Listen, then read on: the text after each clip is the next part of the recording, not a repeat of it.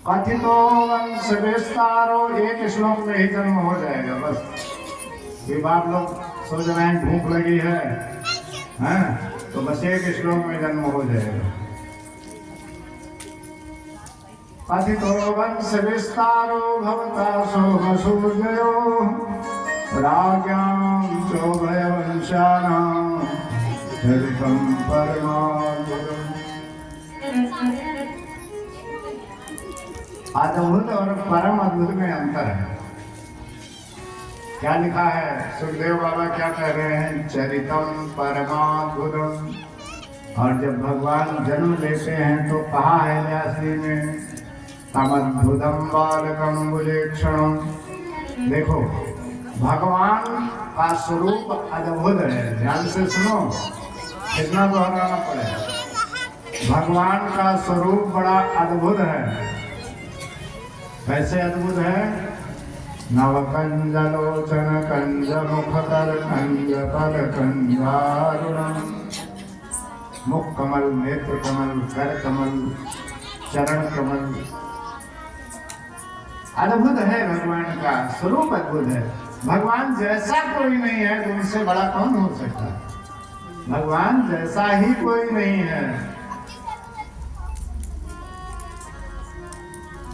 गोस्वामी तुलसीदास जी ने जब भगवान की उपमा दी, रघुबर छवि के समान, भगवान की सुंदरता के समान त्रैलोक्य में कुछ है ही नहीं, केवल भगवान ही है। लेकिन फिर भी भगवान अद्भुत हैं। लेकिन जो भगवान की कथा है वो परम अद्भुत है। चरितम परमाद्भुतम, ये परम अद्भुत कथा है। ये तो भगवान से भी सुंदर है। क्यों? कि भगवान को कौन जानता था? अगर कथा ना होती, अगर संत ना होते, तो भगवान को कौन पहचानता, कौन जानता भाई? तो जो पहचान कराए जिसकी, वो उससे अधिक महत्ववान होता है। इसलिए कथा परम अद्भुत है। व्यास जी ने लिखा, चरितम परमाद्भुतम। परम अद्भुत चरित्र है भगवान की।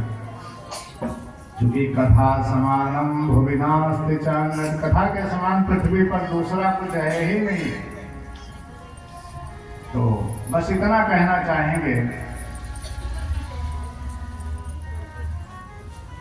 कालांतर में देवकी और वसुदेव जी का विवाह हुआ, धर्म विवाह हुआ।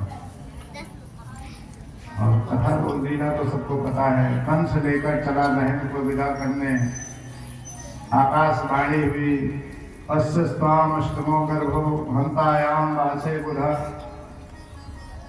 कंस ने जब ये सुना कि 8वीं संतान मुझे मार डालेगी, तो बड़ा उपद्रव किया देवकी के ऊपर, मारना चाहा। वसुदेव जी ने सोचा, अभी अभी विवाहित नवविवाहिता मेरी पत्नी मर जाएगी। पत्नी और पति का अजीब संबंध होता है। ज्यादा व्याख्या तो हम भी नहीं करेंगे श्री राम भद्राचार्य जी की तरह, नहीं तो सोशल मीडिया का जमाना है भाई। लेकिन जो शास्त्र संगत है वो तो कहेंगे ही। पत्नी का अर्थ क्या है? हम वाइफ का अर्थ नहीं बताएंगे, लेकिन पत्नी का तो बताएंगे। पत्नी का अर्थ क्या है? पतनम त्रायते की पत्नी। पति अगर कुमारगामी हो और पत्नी उसको किसी भी प्रकार से सन्मार्ग पर लाने का प्रयास जो करती है, उसी को धर्म पत्नी कहा है। सही बात है। पति को इन प्रकार धर्म मार्ग में लगाए वो धर्म पत्नी। सहधर्मिणी जो शब्द है उसी के लिए अपेक्षित है। तो अब पति का अर्थ क्या है? तो बोले जैसे पत्नी का अर्थ है, वैसे पति का भी तो अर्थ है।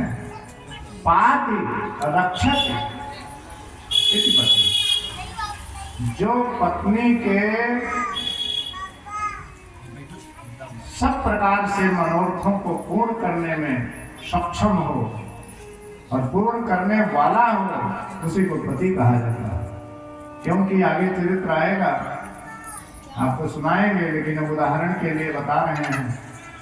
जिस समय सुदामा जी द्वारका में जाएंगे या गए थे, भगवान सुदामा जी के अंतःकरण में प्रविष्ट होकर के ढूंढ डाले, पूरी शरीर नस नस हृदय कमल पर ढूंढ डाले कि सुदामा किस मनोकामना से मेरे पास आया है।